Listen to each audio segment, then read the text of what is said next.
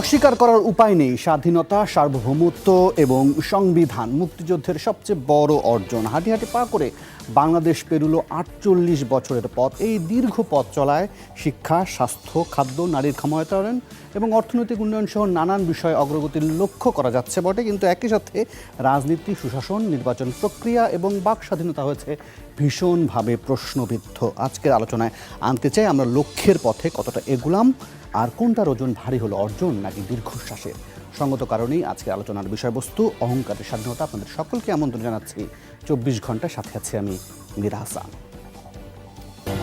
আজ আলোচনার জন্য আমরা আমাদের স্টুডিওতে ৩ জন অতিথিকে আমন্ত্রণ জানিয়েছি। তাদের সাথে একে একে পরিচয় করিয়ে দিতে চাই। আমার ডান পাশে আছেন লেখক ও চিন্তাবিদ অধ্যাপক ডক্টর আবুল কাশেম ফজলুল হক, আপনাকে আমন্ত্রণ জানাচ্ছি আমাদের ২৪ ঘন্টায়। আমাদের সাথে আছেন শহীদ ডাক্তার আলিম চৌধুরীর স্ত্রী শ্যামলী নাসরিন চৌধুরী, আপনাকেও আমন্ত্রণ। একই সঙ্গে আমন্ত্রণ জানাচ্ছি জ্যেষ্ঠ সাংবাদিক আবু সাইদ খান। ২০ সেকেন্ডে একটা ছোট্ট বিরতি আছে, তারপরে আপনাদের ৩ জনকে সাথে নিয়ে এই আলোচনা শুরু করতে চাই। আমি আলোচনাটা শুরু করতে চাই ডক্টর হক আপনাকে দিয়েই। ভূমিকাতে আমরা বলছিলাম যে ৪৮-এর পথে আমরা কি কি অর্জন করতে পেরেছি, বা যেগুলো চোখে পড়েছে, বা যেগুলো এখনো প্রশ্নবিদ্ধ হচ্ছে। তারপরেও আপনার কাছে জানতে চাই, গত ৩ যুগে আপনার কাছে কোন অর্জনগুলো আসলে আপনার দৃষ্টি কেড়েছে, আর একই সাথে এটাও একটু উল্লেখ করবেন যে আপনার কাছে মনে হয়েছে কোন বিষয়গুলো খুবই প্রশ্নবিদ্ধ এবং বা যেগুলোর পথে আমরা একেবারেই হাঁটতে পারিনি এবং কেন পারিনি। আমরা স্বাধীনতা অর্জন করেছি ৪৭ বছর পার হয়ে এখন ৪৮ বছর চলছে, বলা যায় প্রায় অর্ধ শতাব্দী সময়। এই সময়ের মধ্যে অনেক অগ্রগতি ঘটেছে এবং অনেক অর্জন আছে। যে কোনো একটা উপজেলা হেডকোয়ার্টারে গেলে দেখব সেখানে অনেক কিছু আছে, রাস্তাঘাট, সরকারি অফিস, বিল্ডিং, স্কুল, কলেজ, এই ধরনের অনেক কিছু হয়েছে, যেটা ১৯৭০ সনে ভাবা যেত না। ১৯৭০ সনে বলতে গেলে একটা থানা ছিল, অধিকাংশ জায়গায় টিন শেডের থানার ঘর, আর হাটবাজার ছিল, সরকারি অফিস খুব কমই ছিল। কিন্তু এখন গেলে একটা উপজেলা হেডকোয়ার্টারকেও শহর হিসেবে স্বীকৃতি দিয়েছে। উপজেলা হেডকোয়ার্টারের মানে একটা পৌর কর্পোরেশন করেছে, তার এরিয়াও বেশ বড়, যতটা বড় হওয়ার কথা সরকার তার চেয়ে অনেক বড় করে নিয়েছে। এইটা গ্রামাঞ্চল জুড়ে অগ্রগতি। আরেকটা হলো যে বিজ্ঞানের কল্যাণে উচ্চ ফলনশীল বীজ, হাঁস, মুরগি, মাছের চাষ, এটাতেও অভাবনীয় অর্জন। ১৯৭০ সনে কেউ ভাবতে পারতো না। এই অর্জনও বলা যায় ১৯৮০-র দশক থেকে আরম্ভ করে ক্রমাগত বাড়ছে, এখনও ভালো অবস্থায় আছে, দেশের সম্পদ অনেক জমা হয়েছে। এছাড়া মানুষের কাপড় পরতে পারতো না যতটা দরকার। কাপড়ের অভাবে আপনি ধরেন সেই পঞ্চগড় এলাকায়, দিনাজপুর জেলার কোনো কোনো স্থানে, রংপুর জেলার কোনো কোনো স্থানে, নীলফামারীর উত্তর অংশ, তারপরে যে কুড়িগ্রাম, এসব অঞ্চলে প্রতি বছরই শীতে কিছু লোক মারা যেত। আরও আনুষঙ্গিক ব্যাপার ছিল অপুষ্টি, খাদ্যাভাব, তার সঙ্গে শীত, এগুলোতে লোক মারা যেত। এখন তো সেরকম হচ্ছে না। তার মানে আমরা সময়ের চাহিদাগুলো পূরণ করতে পেরেছি, মানে পুরনো কাপড়ের লোকে, অর্থাৎ খাদ্যাভাব এবং কাপড়ের অভাবটা বলবো উল্লেখযোগ্য পরিমাণে উন্নতি হয়েছে, অগ্রগতি হয়েছে। আর হলো যে নানানভাবে বাইরে থেকে বাংলাদেশে আয় হচ্ছে, যেমন বহু লোক বিদেশে কাজে যাচ্ছে, তাদের দ্বারা তাদের পরিবার লাভবান হচ্ছে, সরকারও লাভবান হচ্ছে, সরকারের আয় বেড়েছে। বাংলাদেশ মধ্যপ্রাচ্যে শান্তি রক্ষার জন্যে আন্তর্জাতিক শান্তিরক্ষা বাহিনীতে সৈন্য পাঠাচ্ছে, তা থেকেও যারা যাচ্ছে তাদের পরিবার লাভবান হচ্ছে, বাংলাদেশ সরকারও লাভবান হয়েছে। এইসব দিক দিয়ে লক্ষ্য করলে ১৯৭২-৭৩ সনের বাংলাদেশের বাজেট আর আজকে বাংলাদেশের বাজেট, এগুলো লক্ষ্য করলে দেখা যাবে যে অর্থনৈতিক উন্নয়ন বিশ্বব্যাংক যেভাবে পরিমাপ করে এটা অনেক হয়েছে। এবং অনেকে তুলনা করে দেখান যে ভারতের সঙ্গে, পাকিস্তানের সঙ্গে, শ্রীলঙ্কা, ইন্দোনেশিয়ার সঙ্গে যে বাংলাদেশ তো পিছিয়ে নেই, কোনো কোনো ক্ষেত্রে বেশি এগিয়ে আছে। এগুলো হলো একটা ব্যাপার। আর যে জায়গায় আমাদের সাফল্য হয়নি, বরং আমরা পিছিয়ে গেছি, সেটা হলো জনমনে গণতন্ত্রের আকাঙ্ক্ষা ছিল। গণতন্ত্র বলতে কেবল ভোটাভুটি লোকে বুঝতো না, নির্বাচন একটা অপরিহার্য শর্ত গণতন্ত্রের, কিন্তু সেই সঙ্গে জনগণের অর্থনৈতিক উন্নতি, সাংস্কৃতিক উন্নতি, প্রত্যেকটা রাজনৈতিক দল কর্মসূচি দেবে, জনসাধারণ সেই কর্মসূচি এবং রাজনৈতিক দলগুলোর কাজ দেখে সমর্থন দেবে, কোনোটাকে সমর্থন কোনোটাকে দেবে না। এইরকম যে মনোভাব পাকিস্তান আমলে ছিল, ব্রিটিশ আমলেও ছিল, বাংলাদেশ আমলে অল্প দিনের মধ্যেই সেটা নষ্ট হয়ে গেছে। গত 30 বছরের মধ্যে ধীরে ধীরে গণতন্ত্রের প্রতি মানুষ আস্থা হারিয়ে ফেলছে। মিস্টার হক, এই জায়গাটি ছোট প্রশ্ন এসে যায়, কারণ হচ্ছে এই ধরনের এক ধরনের কথা সামনে সবসময় চলে আসে। যখন এই বিষয়টা আসে তখন আপনি যে ধরনের গ্রামীণ উন্নয়ন বা সামগ্রিক উন্নয়নের কথা বলেন, তখন অনেকেই এটা বলার চেষ্টা করেন যে আসলে এই ধরনের উন্নয়ন পেতে গেলে একটু নিয়ন্ত্রিত গণতন্ত্রের মধ্যেই থাকতে হয়। এই কথা ঠিক নয়। নিয়ন্ত্রিত গণতন্ত্রের মধ্যে কি, গণতন্ত্রের মধ্যে তো থাকতে হবে, তারপরে নিয়ন্ত্রণের প্রশ্ন। যেখানে আদৌ গণতন্ত্র নেই, আচ্ছা, সেখানে নিয়ন্ত্রিত গণতন্ত্র, এসব কথা, এগুলো বিশ্ব ব্যাংকের কথা, এগুলো সাম্রাজ্যবাদী শক্তির কথা। গরিব দেশগুলোতে গণতন্ত্র হোক এটা তারা চায় না, সমাজতন্ত্র হোক সেটা আরও চাইতে না। এই যে মৌলবাদ বিরোধী আন্দোলন তীব্রভাবে আমাদের দেশে হয়েছে, বিভিন্ন দল করেছে, মৌলবাদ বিরোধী আন্দোলন দিয়ে আমরা কি অর্জন করেছি? এই অর্জন যে তবলিগ জামাত অনেক বড় হয়েছে, হেফাজতে ইসলাম অনেক বড় হয়েছে, এবং আমাদের ধর্মনিরপেক্ষতা, প্রধানমন্ত্রীকেও হেফাজতে ইসলামের হুজুরের সঙ্গে সাক্ষাৎ করতে চট্টগ্রাম যেতে হয়, হুজুর প্রধানমন্ত্রীর সাথে এসে দেখা করেন। পাঠ্যপুস্তক পরিবর্তন করতে হয় হেফাজতে ইসলামের হুজুরদের ধর্মনিরপেক্ষতা আমরা ঠিকভাবে চর্চা করতে পারিনি। এই জায়গাটা আপনি ধর্মনিরপেক্ষতা এমনভাবে চর্চা করা হয়েছে যে এটা ক্ষতির কারণ হয়েছে, জনমন উল্টো দিকে চলে গেছে। এই মুহূর্তে কয়েকটা প্রকাশকের ধর্মনিরপেক্ষতা বিষয়ে কয়েকটা বই বাজারে পাওয়া যাবে, সেই বইগুলি ব্যাপকভাবে প্রচলিত হচ্ছে।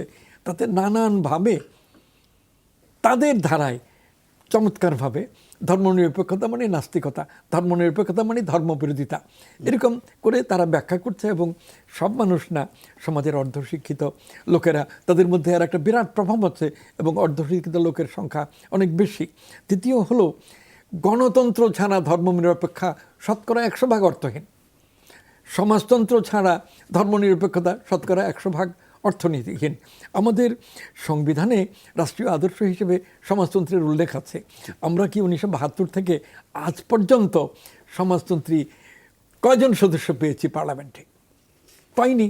আওয়ামী লীগ তার ম্যানিফেস্টো 1980-র দশকে পরিবর্তন করে লিখেছে যে তাদের অর্থনীতি এবং রাজনীতি কি ওই ফ্রি মার্কেট ইকোনমি, যেটা সমাজতন্ত্রের শতকরা 100% বিরোধী। তারা প্লুরালিজম ইত্যাদি নিচ্ছে, যেটা সমাজতন্ত্রের শতকরা 100% বিরোধী। এবং আওয়ামী লীগ যখন তার ম্যানিফেস্টো এইভাবে পরিবর্তন করলো, বিএনপি করলো, জাতীয় পার্টির ম্যানিফেস্টো কি আমি জানি না, হয়তো আগে থেকেই পরিবর্তিত আছে। কাজেই পার্লামেন্টে 1972 থেকে আজ পর্যন্ত যাদেরকে মেম্বার হিসেবে পেয়েছি, বলতে পারি যে 1972 থেকে 75 পর্যন্ত আওয়ামী লীগ সমাজতন্ত্রের কথাও বলতো, কিন্তু পরবর্তীকালে তো আর সমাজতন্ত্রী সদস্য আমরা পাইনি। এই ধর্মনিরপেক্ষতা গণতন্ত্রকে বাদ দিয়ে, সমাজতন্ত্রকে বাদ দিয়ে সম্পূর্ণ অর্থহীন। এবং সেই জায়গায় মানুষের মধ্যে যে হতাশা, তা থেকে ধর্মের এবং পুরাতন সংস্কার বিশ্বাসের পুনরুজ্জীবন ঘটছে। শ্যামলী নাসরিন চৌধুরী, আপনার কাছে যেটি জানতে চাইবো যে 48 বছরের এই মাথায় দাঁড়িয়ে যখন আপনার বাংলাদেশটার দিকে তাকান, শহীদ পরিবারগুলো কতটা সন্তুষ্ট হতে পারেন? আমি 100% না হলেও অন্তত 80% সন্তুষ্ট। 80% সন্তুষ্ট এই কারণে যে এই দেশে একটা 75-এর পরে মুক্তিযুদ্ধের চেতনা হারিয়ে গিয়েছিল। আমরা জয় বাংলা বলতে পারিনি, আমরা জয় বঙ্গবন্ধু বলতে পারিনি। এই দেশে যুদ্ধাপরাধীদের বিচার যেটা বঙ্গবন্ধু শুরু করেছিলেন, সেটা বন্ধ করে দেওয়া হয়েছিল। এই খুনিদের বা আমাদের আমাদের আমাদের স্বজন হত্যাকারী সেই খুনিদের সেবা শাসন ক্ষমতায় আনা হয়েছিল। এই বিচারটা সব বন্ধ করে দিয়ে তারপরে আপনার জাতীয় 4 নেতা বিচার হয়নি, বঙ্গবন্ধু হত্যার বিচার হয়নি। এই সমস্ত এই সরকার, এই এখনকার যে 48 বছর পরে আমরা এগুলো পেয়েছি। আমরা যুদ্ধাপরাধীদের বিচার পেয়েছি, আমরা এখানে আইনের শাসন পেয়েছি, 4 জাতীয় নেতার বিচার, হত্যার বিচার হয়েছে, তারপরে বঙ্গবন্ধু হত্যার বিচার হয়েছে। এইগুলো যখন তারপরে আমরা যদি আরও মানে আপনি কি যুদ্ধাপরাধীদের বিচার হয়েছে বলে আইনি শাসন প্রতিষ্ঠিত হয়েছে এটা মনে করছেন? আমি মনে করছি তাই। Okay. আমি মনে করছি না, সম্পূর্ণ হয় নাই, 100% হয়নি, কিন্তু আজকে যুদ্ধাপরাধীদের বিচার হবে বলে আমরা কোনোদিন মনে করিনি। তখন তাদের পুনর্বাসন এমনভাবে করা হয়েছিল, তারা মন্ত্রিত্ব পেয়েছিল, তারা আপনার সংসদে বসেছিল, তারা আপনার ইলেকশনও করেছে। আজকে এতখানি উন্নতি হয়েছে যে এরা আজকে ভোট পায় না, মানুষ এদের একদম তাই এদের দিকে একেবারে দিক থেকে মুখ ফিরিয়ে নিয়েছে, কিন্তু একসময় এদের ভোট দিয়েছে। এতখানি উন্নতি অবশ্যই হয়েছে যে এই এদের বিচারের পরে। কিন্তু রাজনীতির একটা অংশ তো এখনো বলে যে স্বাধীনতা বিরোধী যাদের কথা চিহ্নিত করা হয়, এখনকার পার্লামেন্টগুলোতে ঠিক একই ধরনের স্বাধীনতা বিরোধীরা আছেন? না, এবার নেই। এবার তো কোথায় স্বাধীনতা বিরোধী, আমরা তো এখন খুঁজতে হবে তাহলে। কিন্তু এখন আমরা এখনও স্বাধীনতা বিরোধীরা ভোট পেয়েছে বলে আমার মনে হচ্ছে না। এবার এরকম হয়নি, পত্রিকায়ও দেখিনি। যাই হোক, এখন আরেকটা দিকে দেখেন আপনি, আমরা এক সময় তলাবিহীন ঝুড়ি ছিলাম, খাদ্য ঘাটতি ছিল, খাদ্য আমদানি করতে হতো। এখন খাদ্য আমদানি তো করতেই হয় না, আমরা চাল রপ্তানি করেছি, উদ্বৃত্ত খাদ্য এখন উদ্বৃত্ত। এবং শুধু খাদ্যশস্য না, আপনি মাছ বলেন, সবজি বলেন, সমস্ত দিক দিয়ে। তারপরে আপনার আরেকটা ক্ষেত্রে অগ্রগতি হয়েছে শিক্ষা। যদিও মানের ব্যাপারে প্রশ্ন আছে, আমাদের কিছু ঘাটতি আছে মানের ব্যাপারে, কিন্তু সংখ্যা, এই যে গ্রামাঞ্চলে যদি আমরা যাই, আমরা দেখব যে সকালবেলা ক্ষেতের আল ধরে এই ছেলেমেয়েরা স্কুলের ড্রেস পরে, জুতা পরে, ব্যাগ পিছনে নিয়ে গ্রামের কৃষকের ছেলেমেয়েরা স্কুলে যাচ্ছে, প্রায় 100% স্কুলে যায় এখন। এইটা তো একটা অর্জন, এটা দারুণ একটা অর্জন। এই যে শিক্ষার মিস্টার হকের কথা যদি একটু স্মরণ করেন বা একটু মনে করার চেষ্টা করেন, তাহলে তিনি যেটা বলছিলেন যে সংবিধানের যে 4 মূলনীতি আছে, জাতীয়তাবাদ, সমাজতন্ত্র, গণতন্ত্র, ধর্মনিরপেক্ষতা, তার মধ্যে একটা জিনিস উল্লেখ করছিলেন যে ডেমোক্রেটিক প্রসেস। সেখানে তিনি একটা জিনিস উল্লেখ করেছিলেন যেটা অন্যতম শর্তই হলো যে একটা স্বচ্ছ নির্বাচনী প্রক্রিয়া, একটা নির্বাচনী ব্যবস্থাপনা, সেই বিষয়গুলো। ধরেন গ্রামীণ জনপদের অগ্রগতির কথা বলছেন, নারীর ক্ষমতায়নের কথা বলছেন, শিক্ষার কথা বলছেন, সেগুলো কেউ দ্বিমত পোষণ করছেন না, কিন্তু এই জিনিসগুলো খুব একদম মূলনীতির মধ্যেই কিন্তু থেকে যায়। সেগুলো যদি প্রশ্নবিদ্ধ হয়ে যায়, তখন কি অর্জনটাকে খুব আমরা তৃস্বরে বলতে পারি? সেগুলো তো প্রশ্নবিদ্ধ হয়েছে অনেকখানি, এটা অস্বীকার করার উপায় নেই। কিন্তু আমি কি দেখব না যে আমার শতভাগ শিশু বই পড়ছে, শতভাগ শিশু বিনামূল্যে বই পাচ্ছে, এগুলো অর্জন না? অবশ্যই। তাহলে এইগুলো আমি একবার ওইখানে জেদ ধরে বসে থাকবো যে গণতন্ত্র শতভাগ করা হয় নাই বলে আমার সব পিছিয়ে থাকবে, কোনো উন্নতি হয়নি, সব উন্নতিকে আমি একদম জিরো বানিয়ে দিব, তা তো না। কিন্তু সংবিধানে মানে এই মূলনীতি যদি আপনি অস্বীকার করে ফেলেন, এটা আমরা অবশ্যই এটা বাস্তবায়নের জন্য আমরা কথা বলবো, আলোচনা করব। কিন্তু দেশ যে এগিয়ে যাচ্ছে সেই কথাটা তো স্বীকার করতে হবে। দেশ যে এগিয়ে যাচ্ছে সমস্ত পৃথিবী তো স্বীকার করছে, সমস্ত পৃথিবী স্বীকার করছে যে দেশ এগিয়ে যাচ্ছে। দেশের শিক্ষা ব্যবস্থার উন্নতি হয়েছে, দেশের স্বাস্থ্যের উন্নতি হয়েছে। আজকে 30 রকমের ওষুধ বিনামূল্যে পাচ্ছে, কখনো বাংলাদেশে পায় নাই। 30 রকমের ওষুধ বিনামূল্যে দেওয়া হয় নাই। আজকে নারীর যে ক্ষমতায়ন, যে এখন যে এরকম নারীর ক্ষমতায়ন, এরকম কোনো দিনও হয় নাই। আজকের বাংলাদেশ, 48 বছরের পরের যে বাংলাদেশ, এই বাংলাদেশ কোনো দিন কি ছিল? অতীতে ছিল না, কোনো দিনও অতীতে ছিল না। আমরা এই জিনিসটা স্বীকার করবো না। গণতন্ত্র পুরোপুরি হয়নি বলে, 4 মূলনীতি বাস্তবায়ন হয়নি বলে দেশ কি পিছিয়ে গেছে? 50 বছর পিছিয়ে গেছে। আবু সাইদ খানের বিশ্লেষণটা কেমন হয়, যেটা বলছিলেন যে শ্যামলী নাসরিন চৌধুরী, যে আপনার এই বিষয়গুলো যেগুলো অগ্রগতি হয়েছে, সেগুলো কি অস্বীকার করা বা সেগুলোকে আসলে যে প্রসঙ্গগুলো আমরা আনছি, সুশাসন, নির্বাচনী প্রক্রিয়া, বাক স্বাধীনতার বিষয়গুলো, এগুলোকে আসলে এই অর্জনগুলোকে চ্যালেঞ্জ করে কিনা? আচ্ছা, প্রথমত হচ্ছে এগিয়ে গেছে, এতে কোনো সন্দেহ নাই। নানা ক্ষেত্রে এগিয়েছে, নারী অধিকার থেকে আরম্ভ করে শিক্ষার হার সব কিছুতে এগিয়েছে, অর্থনীতিভাবে এগিয়েছে। অর্থনীতির ক্ষেত্রে যদি আমরা এই অগ্রগতি দেখি, তবে সেখানে মানুষে বৈষম্য বেড়েছে। ধনী দরিদ্রের মধ্যে ব্যবধানটা কিন্তু অনেক বেড়ে গেছে, উপরের 10 জন আর নিচের 10 জন, তো অনেক পার্থক্য। এবং সম্পদ মুষ্টিমেয় মানুষের হাতে চলে গেছে এবং ব্যাপক লোক তারা সম্পদহারা হয়ে পড়েছে। এইটা কিন্তু আমাদের যে মূল ঘোষণা, সেই ঘোষণার সঙ্গে সঙ্গতিপূর্ণ না। এখানে বৈষম্য কমিয়ে আনা ঠিক আছে, আমরা সমাজতান্ত্রিক সমাজ গড়তে না পারলাম, কমপক্ষে কল্যাণমুখী যে রাষ্ট্র, সেই ক্ষেত্রেও আমরা কিন্তু গড়তে পারছি না। এই জায়গাটা সেইভাবে অ্যাড্রেস হচ্ছে না। তো তারপরে হচ্ছে যে অনেক ক্ষেত্রেই এগুলো করার জন্য একটা রাজনৈতিক অর্থাৎ জনগণের অংশগ্রহণ দরকার। এবং অংশগ্রহণ মানে হচ্ছে যে সেখানে রাজনীতি সচেতন জনগোষ্ঠী তারা বিভিন্ন কর্মকাণ্ডে অংশগ্রহণ করবে। বাংলাদেশের মানুষ তারা ভোট সচেতন, রাজনৈতিক সচেতন, এটা দীর্ঘ তার ঐতিহ্য আছে এবং দীর্ঘ সেই 37 সাল থেকে মানুষ ভোট দিচ্ছে ইত্যাদি।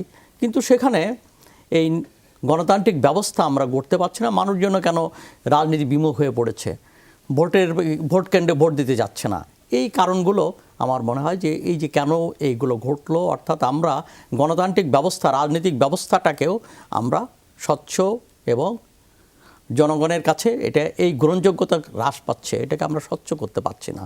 এটা আমার মনে হয় এটা আমাদেরকে ভেবে দেখা দরকার। আর একটা ব্যাপার হচ্ছে 71 সালে তো আমরা যুদ্ধ করেছি, হিন্দু মুসলমান বৌদ্ধ খ্রিস্টান বাঙালি এবং আদিবাসী সবাই মিলে আমরা যুদ্ধ করেছি, কিন্তু মানুষে মানুষে ব্যবধানটা কিন্তু বিভাজন রেখা একটা তৈরি হয়েছে যেটা 71 ছিল না। সাম্প্রদায়িকতার এখানে ছবল বারবার হানছে এবং বিভিন্ন ঘটনা ঘটছে, এখানে সংখ্যালঘুরা নানাভাবে নিগৃহীত নিপীড়িত হচ্ছে। তো এই বিষয়গুলো আমাদের যেটা মুক্তিযুদ্ধের চেতনার সঙ্গে বিশেষ করে ধর্মনিরপেক্ষ রাষ্ট্রের সঙ্গে এটা যায় না। এই জায়গাগুলো আমাদেরকে ভাবতে হবে যে এইটা আমরা পারিনি। এর মানে যে আমরা যেটা অর্জন করেছি সে অর্জন তো আছেই, কিন্তু এখানে কতগুলো জিনিস কালো ছায়া ফেলছে, এই কালো ছায়াগুলো অপসারণ করতে হবে। অনেক কিছু প্রশ্নবদ্ধ হয়েছে, এই প্রশ্নগুলো জবাব আমাদেরকে খুঁজতে হবে। মিস্টার খান, আপনি যেটা বলছিলেন যে রাজনীতির দিকে এক ধরনের রাজনৈতিক বিমুখতা তৈরি হয়েছে, এখন ধরেন এটা আমাদের বড় বড় অর্জনগুলো তো আসলে রাজনৈতিক প্রক্রিয়ার মধ্য দিয়ে গেছে বা রাজনীতির মধ্য দিয়ে আন্দোলন তৈরি করেই তো সেই আন্দোলনগুলো সাফল্য হয়ে আমাদের প্রাপ্তিগুলো ঘটেছে। সেক্ষেত্রে তো আমাদের রাজনীতির প্রতি এক ধরনের আগ্রহ থাকার কথা, কিন্তু বিমুখতা হচ্ছে কিসের জন্য? সেখানে হচ্ছে যে মানুষ কেন হতাশা আসে, কেন মানুষ তার যখন কাঙ্ক্ষিত ফল পায় না কিংবা তার লক্ষ্যে যখন পৌঁছতে পারে না তখন হতাশা দেখা দেয়, কিংবা যা কিছু অর্জিত হয় যখন সেটা হাতছাড়া হয়ে যায়। মানে ধরুন একজন কৃষক তার ফসল যখন ধরে রাখতে পারে না, ফসল যখন বন্যায় খরায় নষ্ট হয়ে যায় তখন হতাশ হয়ে পড়ে। ঠিক তেমনই করে একটা দেশের জনগোষ্ঠী তার অর্জন বিভিন্ন সংগ্রামের মধ্য দিয়ে তার যে অর্জনগুলো যে মূল্যবোধগুলো এটাকে যখন ধারণ করতে পারে না কিংবা এটাকে রক্ষা করতে পারে না, এগুলো যখন প্রশ্নবিদ্ধ হয়ে পড়ে তখন তার ভিতরে একটা হতাশা দেখা যায়। এই হতাশা থেকেই বিমুখতা তৈরি হয়েছে বলে আমি মনে করি। যাই হোক, আমি একটু বিরতি নিতে চাই। বিরতির পর ফিরে এসে ডক্টর আবুল কাশেম ফজলুল হক আপনার কাছে এটা জানতে চাইব, যেটা শ্যামলী নাসরিন উল্লেখ করছিলেন যে আসলে অগ্রগতিগুলো হয়েছে সেই জায়গা থেকে ধরেন গণতন্ত্র বা এই মূলনীতির বা স্তম্ভগুলো যে অনেক কিছুই অর্জন হয়নি বা কাছাকাছি যাওয়া যায়নি বা আমরা পেয়েও অস্বীকার করছি কি না সেটাও নিয়েও তিনি প্রশ্ন তুলছিলেন। সেই বিষয়টা আপনার বিশ্লেষণ জানতে চাইবো। তবে তার আগে নেব ছোট্ট একটা বিরতি, ফিরবো একটু পর, আশা করি ফিরে এসে আপনাদেরকে সাথেই পাবো। আবার আমন্ত্রণ 24 ঘন্টায়। ডক্টর হক, আমি বিরতির আগে যে প্রশ্নটি আপনাকে রেখেছিলাম, শ্যামলী নাসরিন চৌধুরী যেভাবে উল্লেখ করছিলেন যে আসলে গ্রামীণ জনপদের যে উন্নয়ন বা এগিয়ে যাওয়ার যে প্রসঙ্গগুলো আছে সেগুলোর ক্ষেত্রে আসলে সমাজতন্ত্র গণতন্ত্র যে বিষয়গুলোকে আপনি বলছিলেন যে অনেকগুলো কাছাকাছি যাওয়া যায়নি, সেগুলো ধরে বসে থাকলে আসলে চলে না। না, ভরে বসে থাকার কোনো প্রশ্ন নাই। মানুষ সর্বত্র পরিশ্রম করছে, ক্রমাগত পরিশ্রম বাড়াচ্ছে, যান্ত্রিক সুযোগ সুবিধা মানুষ নিচ্ছে, ব্যবহার করছে যতটা জানতে পারছে। তার দ্বারা কৃষি উৎপাদন বলবো এখন প্রায় 4 গুণ হয়েছে। 1970 সনে যা উৎপাদন ছিল এখন তার চেয়ে অনেক অন্তত 4 গুণ হয়েছে। 1972-73 সনে আমাদের যে বাজেট ছিল বাৎসরিক, তা থেকে এখনকার বাজেট এটা কত গুণ হিসাব করে দেখতে গেলে বিস্মিত হতে হবে। আমি টাকার হিসাব না ধরে ডলারের হিসাব অথবা পাউন্ডের হিসাবে, কারণ টাকার দাম খুব দ্রুত কমছে, ডলারের অথবা পাউন্ডের হিসাবে ধরলে ওইটা বিস্ময়কর উন্নতি হচ্ছে।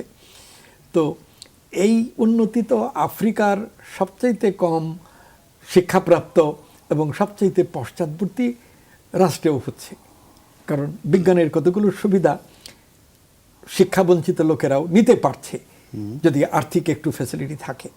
তো সেই উন্নয়ন বাংলাদেশে ভালো হচ্ছে তুলনামূলকভাবে অনেক পশ্চাৎবর্তী রাষ্ট্রের তুলনায় এখানে ভালো হচ্ছে। এখানে সরকারের কিছু কৃতিত্ব আছে যে এই কৃষিকে সফল করার জন্য সারের ব্যবস্থা করা, কীটনাশকের ব্যবস্থা করা, বীজ দেওয়া ইত্যাদি, এইসব ফ্যাসিলিটি সরকার দিচ্ছে। তার মানে কি আমি আপনার বক্তব্যটাকে আমি এইভাবে বিশ্লেষণ করতে পারি কিনা যে আমরা সময়ের এবং বিজ্ঞানের চাহিদা একটা পূরণ হয়েছে এক, আর যে কথাগুলো বলছিলেন যে শিক্ষা, কৃষি, স্বাস্থ্য, তার মানে এই মন্ত্রণালয়গুলো হুট করেই করেছে নাকি এক ধরনের ধারাবাহিকতা ছিল এক সময়? ধারাবাহিকতা ছিল এক সময়। ইরি চাষ মোনায়েম খান প্রাণপণ চেষ্টা করেছেন যে আমি জাপানে দেখে আসছি এরকম হয়, কিন্তু তখন লোকে নেয়নি। এক হলো যে মুসলিম লীগ পাকিস্তানি পছন্দ করে না, মোনায়েম খান, আইব খান বলছে এটা খুব খারাপ। দ্বিতীয় হলো ইরি চাষ করলে ক্যান্সার হয়, এটা ওইটা, এইসব প্রপাগান্ডাও ছিল। এইটা বঙ্গবন্ধুর আমলে আর আলোচনায় ছিল না, কারণ তখন যুদ্ধবিধ্বস্ত দেশকে গড়ে তোলাই ছিল। কিন্তু জিয়াউর রহমানের আমল তো আবার ইরি এবং এই সব মাছ ইত্যাদির চাষ নিয়ে জিয়াউর রহমান বিরাট আয়োজন করছে না, চেষ্টা করছে না। জিয়াউর রহমান অবৈধ ক্ষমতাসীন ছিলেন, এতে কোনো সন্দেহ নাই। জিয়াউর রহমান গণতান্ত্রিক চিন্তা বলতেন, কিন্তু তার গণতান্ত্রিক চিন্তা ছিল না, এটাতেও কোনো সন্দেহ নাই। জিয়াউর রহমানের রাষ্ট্র ক্ষমতায় থাকার কোনো অধিকার ছিল না, এটাতেও কোনো সন্দেহ নাই। কিন্তু তিনি যে 6 বছর রাজত্বে ছিলেন, তখন চাষবাসের উন্নতি, কৃষি উন্নতির জন্য তো প্রাণপণে চেষ্টা করেছিলেন এবং অনেক কিছু করেছিলেন। তার সেই যতটা করেছিলেন তার চেয়ে প্রচার প্রপাগান্ডা অনেক বেশি করেছিলেন, প্রচার প্রপাগান্ডার দরকারও হয়। এরশাদের আমলে উচ্চ ফলনশীল ইত্যাদি হাঁস মুরগি মাছের চাষ রিমার্কেবলি উন্নতি হয়েছে। খালেদা জিয়ার আমলে সেই ধারাটা কন্টিনিউ করেছে, শেখ হাসিনার আমলে সেটা আরও কন্টিনিউ করেছে। গত 10 বছর পার হয়ে 11 বছর ধরে শেখ হাসিনা ক্ষমতায়, এই অবস্থায় এটা আরও উন্নতি, এটা একটা গ্র্যাজুয়াল ব্যাপার।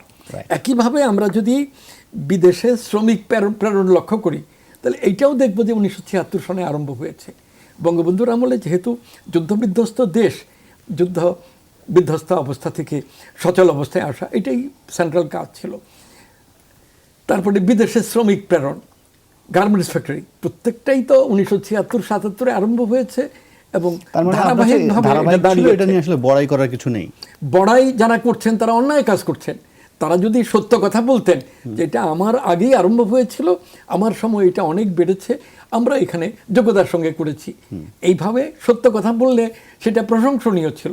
কিন্তু যখন ডাউন রাইট মিথ্যা, সব আমি করেছি, তখন সেটা ক্ষতির কারণ হয়। বঙ্গবন্ধুর নেতৃত্বে দেশ স্বাধীন হয়েছে, এটা তো কেউ অস্বীকার করছে না, বঙ্গবন্ধুর মহত্ব, তার গ্রেটনেস। কিন্তু বঙ্গবন্ধু একলাই সবটা করেছেন, এইটা বলে বঙ্গবন্ধুকে অপমান করা হচ্ছে, দেশেরও ক্ষতি করা হচ্ছে। এইটুকুই আমাদের কথা। শ্যামল হাসানের বিশ্লেষণটা কেমন হবে যে আসলে উনি বলছিলেন যে এটা ধারাবাহিকতার একটা ফল, একেবারে বড়াই করার খুব বেশি কিছু কি আছে? যেটা কাগজে কলমে পাই বা বক্তৃতায় শুনি যে এই যে পদ্মা সেতু, তারপরে কর্ণফুলী টানেল, এগুলো তো দেশের উন্নতির আর অনেক বঙ্গবন্ধু সেটেলাইট, এই জিনিসগুলো যেমন পদ্মা সেতু তো বঙ্গবন্ধুর পরিকল্পনা। বঙ্গবন্ধুর পরিকল্পনা এখানকার এখন যে প্রধানমন্ত্রী, মাননীয় প্রধান নিজেই বলছেন যে সমস্ত কাজ উনি হাতে নিয়েছেন, যে সমস্ত করছেন, এইগুলো উনি বলে রেখে গেছেন, উনি করে গেছেন অনেক পরিকল্পনা। তো উনি যদি করে থাকেন তাহলে তো ধারাবাহিকতা চলছে এবং অবশ্যই এটা তো প্রধানমন্ত্রী নিজেই বলেন বক্তৃতায় যে তো আমার বঙ্গবন্ধু এগুলো করে রেখে গেছেন, সেইগুলো এখন বাস্তবায়ন হচ্ছে। মাঝখানে হয়তো বাস্তবায়ন হয় নাই, থেমেছিল, সঠিকভাবে বাস্তবায়ন হয় নাই কিছু কিছু অবশ্যই কাজ, বা সেগুলোর ধারাবাহিকতা চলছে, টিকেছে। এটা ওনার কথাটা আমিও মেনে নিচ্ছি। আর যেটা যে বড়াই এরকম বা করে কেউ করে বলে তো আমার মনে হয় না। যাই হোক, যে এটা তো প্রথম থেকে সেই যদি বঙ্গবন্ধুর সময় থেকে আমরা চলছে ধরি, তার তোর বড়াই করার তো কোনো স্কোপ নাই, তাই না? সুযোগ নাই, তো চলছে ধারাবাহিকতা, সেই ধারাবাহিকতা উন্নয়ন হচ্ছে। কিছু কিছু নতুনও হয়েছে, যে এই যে ফ্লাইওভারগুলো হচ্ছে, তো মানুষের কত যে যাতায়াতের সুবিধা, তারপরে ধরেন মেট্রো রেল, এইগুলার সুবিধাগুলা তো এখন বাস্তবায়নের দিকে যাচ্ছে, করা হচ্ছে। তো এইগুলার সুবিধার ক্রেডিট তো দিতে হবে, যারা করছে তাদের দিতে হবে ক্রেডিটটা, নাকি দিব না? আমরা যে সুবিধাটা পাচ্ছি, সেই সুবিধার কথা তো বলতে হবে যে পাচ্ছি। আমার এই যে সেটা কিন্তু সাহেব উল্লেখ করছিলেন যে এই সুবিধার কথা যেমন উল্লেখ করতে হবে, তেমনি যে বিষয়গুলোতে কাঙ্ক্ষিত উন্নয়ন হয়নি বা যেগুলো হওয়ার কথা ছিল সেগুলো বলতে হবে। হ্যাঁ, যেমন ধরেন দুর্নীতি, সন্ত্রাস, এগুলো দমন করা হচ্ছে, মাদক, এগুলো তো নির্মূল করা হচ্ছে না, যাচ্ছে না, তাই না? সন্ত্রাস তো এখনো নির্মূল হয় নাই, দমন করা হয়েছে। দুর্নীতি তো অনেক বেড়েছে, দুর্নীতির জন্য তো একেবারে সব হাঁপিয়ে উঠছে দুর্নীতির জ্বালায়। তাই না? কাজ ব্যাহত হচ্ছে কত, তো এইগুলো তো স্বীকার করে সকলেই নিচ্ছে। তারপরে ধরেন শিক্ষাক্ষেত্রে নৈরাজ্য, ঘুষ, এইগুলার কথা প্রতি মুহূর্তে তো বলা হচ্ছে। শিক্ষাক্ষেত্রে যে মান ধরে রাখা যাচ্ছে না, স্কুল পর্যায়ে পাশ করছে, কলেজ পর্যায়ে পাশ করে বিশ্ববিদ্যালয়ে ভর্তি হতে পারছে না, এইগুলো তো বারবার বলা হচ্ছে। এই শিক্ষাক্ষেত্রে মান যে বজায় রাখা যাচ্ছে না, এটা কিন্তু সকলেই স্বীকার করছেন। তারপরে এই যে আপনার কোচিং সেন্টার, এই গাইড বই, এই দৌরাত্ম্যর কথা আমরা সবসময় বলে আসছি, এবং যারা সরকারে আছেন তারাও স্বীকার করছেন, এবং তারা তাদের গত শিক্ষামন্ত্রী তার নিজের ফেলিওরটা পাচ্ছেন না করতে, সেটা স্বীকার করেছে। জি, আবু সাইদ খান, আপনার বিশ্লেষণটা জানতে চাইবো। একই সাথে এইটা একটু উল্লেখ করবেন যে ধরেন রাজনৈতিক সংস্কৃতির যে বিষয়টি আছে, সেখানে আপনি কি সরাসরি এটা লক্ষ্য করেন কিনা যে আসলে মত প্রকাশে যে পূর্ণ স্বাধীনতা বা বিরুদ্ধ মতের প্রতি যে সহনশীলতা বা রাজনৈতিক কর্মকাণ্ড নিয়মতান্ত্রিক এবং শান্তিপূর্ণ যেটা হওয়ার কথা, সেগুলোকে আসলে কতটা হওয়ার সুযোগ তৈরি হচ্ছে বা স্পেস আছে কিনা, সেই বিষয়গুলো নিয়ে আপনার মূল্যায়ন? আমি সেটা আসছি, তো একটু কথা সূত্র ধরে আসি। আসলে তো উন্নয়নটা দৃশ্যমান হয়, যেমন আমরা 3টে পিরিয়ডে উন্নয়নটা দৃশ্যমান হয়েছে। আমরা আইয়ুব দীর্ঘদিন ধরে ছিলেন 10 বছরের মতো, সেই সময় কিন্তু আইয়ুবের স্বৈরাচারী শাসন থাক, সেটা আর একটা সাবজেক্ট, কিন্তু উন্নয়নটা অনেকটা দৃশ্যমান হয়েছে। হোসেন মোহাম্মদ এরশাদের পিরিয়ডেও উন্নয়নটা দৃশ্যমান হয়েছে, বর্তমান সরকারের আমলে উন্নয়ন দৃশ্যমান হয়েছে, এতে কোনো সন্দেহের কোনো অবকাশ নেই। তো এখন ব্যাপারটা হচ্ছে যে এই উন্নয়নের জন্য তো হ্যাঁ, যারা কম সময় ছিলেন, কিংবা যেমন বঙ্গবন্ধুর আমলে উন্নয়ন দৃশ্যমান হয়নি, কিন্তু উনি তো অনেক পরিকল্পনা গ্রহণ করেছেন, অনেক কিছু ভেবেছেন, সেগুলো মূল্যায়ন করতে হবে। অন্যান্য সরকারের আমলেও এক ধরনের ধারাবাহিকতা আছে। হ্যাঁ, সেই ক্ষেত্রে কার কতটুকু প্রাপ্য, এটা রাজনৈতিক বিতর্ক, সেই বিতর্ক আমার কাছে বড় ব্যাপার না। এখন ব্যাপারটা হচ্ছে যে এই স্বচ্ছতা জবাবদিহিতার জন্য দরকার হচ্ছে একটা গণতান্ত্রিক প্রক্রিয়া, এবং সেই গণতান্ত্রিক প্রক্রিয়া মানে হচ্ছে যে যেমন আমরা যদি সংসদীয় গণতন্ত্রের কথা ভাবি, তাহলে সেখানে একটা পার্লামেন্ট দরকার। কিন্তু আমরা স্বাধীনতার 48 বছরে কোনো কার্যকর পার্লামেন্ট হয় নাই। যেমন যখন বিএনপি ক্ষমতা ছিল, আওয়ামী লীগ পার্লামেন্ট বর্জন করেছে, আওয়ামী লীগ যখন ক্ষমতা ছিল, বিএনপি পার্লামেন্ট বর্জন করেছে, এবং একমাত্র হোসেন মোহাম্মদের এরশাদের জাতীয় পার্টি পার্লামেন্টে থাকছে, কিন্তু তার বিরোধিতা আর সেটা স্ববিরোধিতায় পরিপূর্ণ, সেই বিরোধিতার কোনো অর্থ হয় না। অর্থাৎ কার্যকর পার্লামেন্ট কিন্তু আমরা এখনও পাইনি। তো যদি জবাবদিহিতা এবং স্বচ্ছতা নিশ্চিত করতে হলে সেখানে সরকারের ভুল ত্রুটি তো দেখিয়ে দিতে হবে, ধরিয়ে দিতে হবে, এবং এইটার জন্য সেই সংস্কৃতি দরকার, সেই ব্যবস্থা দরকার, পার্লামেন্ট দরকার, গণতান্ত্রিক প্রতিষ্ঠানগুলো গড়ে ওঠা দরকার। আমাদের ওখানে গণতান্ত্রিক প্রতিষ্ঠানগুলো গড়ে উঠছে না। নির্বাচন কমিশন একটা প্রতিষ্ঠান, সাংবিধানিক প্রতিষ্ঠান, সেটা নিয়ে অনেক প্রশ্ন রয়েছে। যেমন নির্বাচন কমিশন যখন যারা ক্ষমতা এসছে, নির্বাচন কমিশন তাদের আজ্ঞাবহ প্রতিষ্ঠানে পরিণত হয়েছে। তো অন্য গণতান্ত্রিক প্রতিষ্ঠান গড়ে উঠছে না। বিচার বিভাগের ক্ষেত্রেও যে স্বাধীন বিচার ব্যবস্থা গড়ে তোলার ক্ষেত্রে, সেই ক্ষেত্রেও প্রশ্ন রয়েছে। তো তাহলে আমাদের পার্লামেন্ট সহ গণতান্ত্রিক প্রতিষ্ঠানগুলো কার্যকর হচ্ছে না। এখানে গণতন্ত্র কার্যকর করতে হলে শক্তিশালী বিরোধী দল দরকার, যারা সরকারের সমালোচনা করতে পারে। সেখানে শক্তিশালী নাগরিক সমাজ দরকার, নাগরিক আন্দোলন হতে পারে, যেখানে অন্যায় অবিচার এর বিরুদ্ধে নাগরিকরাও সোচ্চার হতে পারে। কিন্তু সেই ধরনের পরিবেশ, সেই আবহটা কিন্তু ক্রমেই যেন সংকুচিত হয়ে পড়ছে।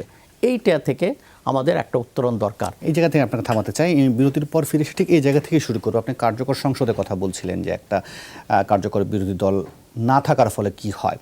এখন এই জায়গা থেকে আমরা এভাবে বিশ্লেষণ করতে পারি কি না আসলে, যে ধরেন একটা পক্ষকে আসলে সরিয়ে রাখলাম, একটা নিয়ন্ত্রিত দলকে রেখে বিরোধী দলকে দিয়ে চালানো, এইটার আসলে ফল কোনো ধরনের শুভ হয় নাকি কী ধরনের ফল হতে পারে, এটা নিয়ে একটু আলোচনা করতে চাই। তবে তার আগে নেব ছোট্ট একটা বিরতি।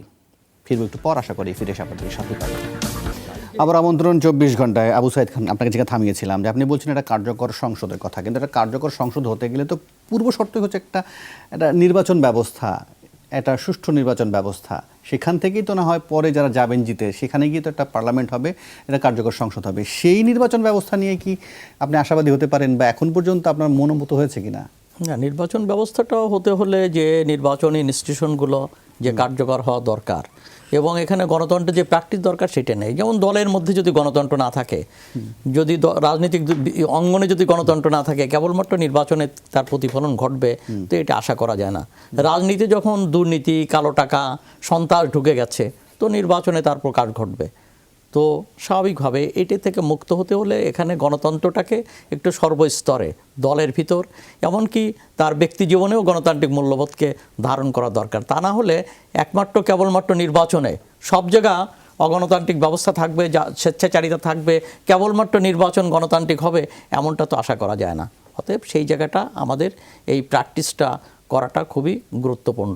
আর একটা হচ্ছে যে এখানে নির্বাচনের যে পদ্ধতিগুলো রয়েছে এই পদ্ধতিগুলো আমাদেরকে ভাবা উচিত যে যেমন পৃথিবীতে এখন তো শুধুমাত্র একটা অঞ্চলভিত্তিক নির্বাচনের এই সিস্টেমটাও বদলে গেছে। যেমন এখন সংখ্যানুপাতিক প্রতিনিধিত্বের বিষয়টা দলভিত্তিক দলগুলো সংখ্যানুপাতিক প্রতিনিধিত্বর ভিত্তিতে হতে পারে।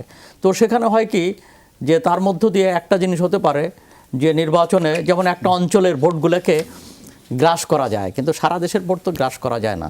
কিংবা একটা অঞ্চলে কে দখল করতে পারলে একজন এমপি হয়ে যাওয়া যায়, কিন্তু সেই ক্ষেত্রে যদি সংখ্যানুপাতিক প্রতিনিধিত্ব থাকে তখন সেই গ্যারান্টি থাকে না, তখন এই ধরনের কালো টাকা বিনিয়োগ এবং সন্ত্রাস এগুলো থাকে না। এগুলো এমনকি আমাদের প্রতিবেশী নেপালেও এটা প্র্যাকটিস হচ্ছে। আমরা এগুলোকে নিয়ে ভাবতে পারি যে ধরুন যে প্রত্যেকটা দল 300 করে প্রার্থী ঘোষণা করবে এবং সারা দেশে ভোটের অনুপাতে তার প্রার্থীতা ঠিক হবে, যে যদি 10% ভোট পেলে সে 10টা প্রার্থী পাবে। এই জাতীয় ব্যাপারগুলো আমরা কিন্তু ভাবতে পারি। এই জন্য নির্বাচন পদ্ধতিরও একটা পরিবর্তন দরকার এবং সেই পরিবর্তনটা কিন্তু ঘটছে না। অর্থাৎ আমরা কেবলমাত্র ওয়েস্টমিনিস্টার ডেমোক্রেসির যে আমরা ধ্বজা ধরছি সেখান থেকে আমার মনে হয় বেরিয়ে পদ্ধতিগত পরিবর্তনের কথা বলছেন, কিন্তু নির্বাচন কমিশন যারা পরিচালনা করবেন তাদেরও তো নিশ্চয়ই এক ধরনের। আমি তো সেটা আগেই বলেছি যে আপনার গণতান্ত্রিক প্রতিষ্ঠানগুলো তো গড়তে হবে। গণতান্ত্রিক প্রতিষ্ঠানগুলো যদি যে অবস্থায় আছে তো সেইটা যদি তারা যদি স্বাধীনভাবে তারা যদি ক্রিয়াশীল না থাকে, কাজ করতে না পারে, তাহলে তো হবে না। এবং কোনো ক্রমে নির্বাচন কমিশন যে সরকারের আজ্ঞাবহ হবে এটা তো আমরা চাই না, এবং তারা স্বাধীনভাবে কাজ করতে হবে এবং সেই সুযোগটাকে অবারিত করতে হবে। এখানে নির্বাচন, ভালো নির্বাচনের জন্য গণতান্ত্রিক প্রতিষ্ঠানগুলো দরকার, নির্বাচন কমিশন দরকার, বিচার বিভাগের স্বাধীনতা সুনিশ্চিত হওয়া দরকার। এই সব কিছুই ওতপ্রোতভাবে জড়িত, একটাকে বাদ দিয়ে আর একটা হবে না। অতএব একটা গণতন্ত্র একটা সামগ্রিক ব্যবস্থা এবং সামগ্রিক এটা চর্চার বিষয়। জি, শ্যামলী নাসির চৌধুরী, আপনার বিশ্লেষণে জানতে চাইবো এই নির্বাচন পদ্ধতি বা নির্বাচন কমিশন নির্বাচন করার বিষয়গুলো নিয়ে আপনার বিশ্লেষণটা। পাশাপাশি আপনি রাজনৈতিক দলগুলোই তো নিয়ে আসলে নির্বাচন কমিশন নির্বাচন করে, সেক্ষেত্রে রাজনৈতিক দলগুলো এবং রাজনৈতিক সংস্কৃতির মধ্যে কোনো গুণগত পার্থক্য দেখেন কিনা, যে এতটা পথ আমরা হেঁটে এলাম। আমি তো একটা ব্যাপারে বেশি চিন্তিত, সেটা হলো যে দুর্নীতি, কালো টাকার খেলা, ঋণ খেলাপি, এই জিনিসগুলো তো তারা কোনো দলই তো কমাতে পারছে না। এটা সব দলের মধ্যে ঋণ খেলাপি দিন দিন তো বাড়ছে। এই তাদের সম্পর্কে যে একটা কঠিন সিদ্ধান্ত নেওয়ার ব্যাপারে এটা একটা লিপ সার্ভিস হয়ে যাচ্ছে। বলা হচ্ছে যে নেওয়া হবে, কিন্তু আমরা তো কঠিন সিদ্ধান্ত দেখছি না। আমরা তো দেখছি হিসাব যে বের হয় ঋণ খেলাপি দিনের পর দিন বাড়ছে। তো ভোটের সবখানেই তো যেটা উনি ভাই বললেন যে গণতন্ত্রের চর্চা তো সব ক্ষেত্রে হতে হবে। একটা ক্ষেত্রে হলো আর বাকিগুলোতে গণতান্ত্রিক চর্চা নেই, তা তো আর সম্ভব না। সেটা তাহলে তার আর গণতন্ত্রের হলো না। যে এখানে দলগুলো, রাজনৈতিক দলগুলোতে গণতান্ত্রিক চর্চা নেই, আসলেই তো নেই। এটা আমরা দেখতে পাচ্ছি। এখানে এটা কার্যকর করতে হবে। আর এই দুর্নীতি কালো টাকার খেলা এটা বন্ধ করতে হবে। এটা ছাড়া হবে না। ডক্টর হক, আপনার কাছে একটু জানতে চাইবো যে আপনি কি মনে করেন যে রাজনৈতিক সংস্কৃতির কোনো কি পরিবর্তন একেবারেই হয়নি এতটা বছর? রাজনীতির সংস্কৃতির পরিবর্তন ডিক্লাইনিং, নিচের দিকে গেছে। 1972-73 সনে রাজনৈতিক চেতনা যে জায়গায় ছিল, নানা ঘাত প্রতিঘাতের মধ্য দিয়ে এটা নিচের দিকে গেছে, এটা উন্নতির দিকে যায়নি। 1973 সনে একটা নির্বাচন হয়েছিল, সেই নির্বাচনের অভিজ্ঞতা নানা ত্রুটি বিচ্যুতি অতিক্রম করা উচিত ছিল, কিন্তু পরবর্তীকালে 79 সনে যে নির্বাচন হলো এটা অতিক্রম করা হয়নি। এরপরে 1986 সনে নির্বাচন হলো, এটা অতিক্রম করা হয়নি, আরও নিচের দিকে গেছে। 1988 সনে একটা সম্পূর্ণ ভোটারবিহীন নির্বাচন হয়েছে। 1996 সনে 2টা নির্বাচন হয়েছে, একটা সম্পূর্ণ ভোটারবিহীন। এরপরে এই 2014 সালের নির্বাচন, এই বছরের নির্বাচন, অর্থাৎ যে 11টা নির্বাচন হয়েছে এর মধ্যে 3টা নির্বাচনই ভোটারবিহীন, আর বাকি নির্বাচনগুলো নিয়ে বহু অভিযোগ, এবং সব রাজনৈতিক দলের তো কতগুলো বিষয়ে সম্মতিতে থেকে নির্বাচন করবে। গোড়াতেই যদি এক দল অন্য দলকে ডিজাউন করে আরম্ভ করে, তাহলে তো সেখানে হবে না। যে কথাটা এখানে আপনি বলেছেন, সেটা হলো যে রাজনৈতিক দলের মধ্যে গণতন্ত্র দরকার। এই যে দল ভিত্তিক আনুপাতিক প্রতিনিধিত্বের সরকার, অনেক দেশ সেই ব্যবস্থায় গেছে, এবং গণতান্ত্রিক ব্যবস্থা হিসেবে এটা আমরা মনে করি অনেক উন্নত। আমাদের দেশে এই ব্যবস্থার কথা 1980-র দশক থেকে কেউ কেউ বলছেন, কোনো কোনো রাজনৈতিক দলও বলছেন, কিন্তু কিছুটা বলার পরে তারা আর বলেন না। কেন? কারণ দল ভিত্তিক আনুপাতিক প্রতিনিধিত্বের সরকার করতে গেলে গণতান্ত্রিক দল লাগবে, দলের রাজনৈতিক মান উন্নত লাগবে।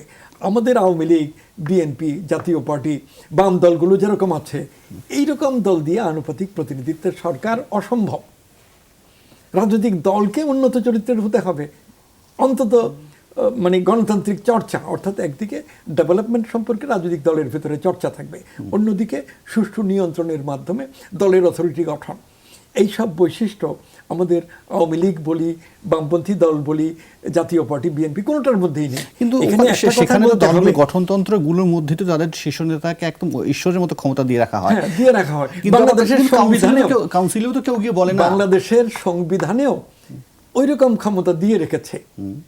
এই যে দলের মানে যে সাধারণ বক্তব্য, এই সম্পর্কে সমালোচনা করে ভিন্ন মত দিতে পারবে না, এটা তো 1972-এর কনস্টিটিউশনে প্রথম এটা আসছে, এবং পরে আরো এর সঙ্গে নানা রকম আর্টিকেল 70-এর কথা বলছেন। হ্যাঁ, আর্টিকেল 70, এবং পরে এটা বাতিল করা দূরের কথা, এর মানে সমর্থনেই আরো নানান কিছু পরিবর্তন করে প্রধানমন্ত্রীর হাতে একটা অ্যাবসলিউট ডেসপোটিক ক্ষমতা।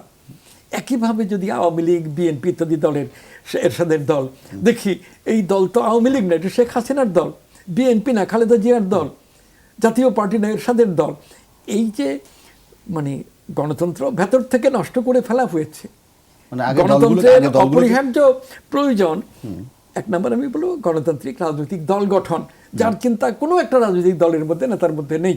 2 নম্বর, সমাজে সম্প্রীতির মনোভাব গড়ে তোলার চেষ্টা সরকারের পক্ষ থেকে, রাজনৈতিক দলগুলোর পক্ষ থেকে দরকার। এক দলের নেতা অন্য দলের নেতাদের উদ্দেশ্যে সম্মানজনক কথা বলবেন, কেউ অপরাধী হলে তার শাস্তি হবে আদালতে বিচার করে।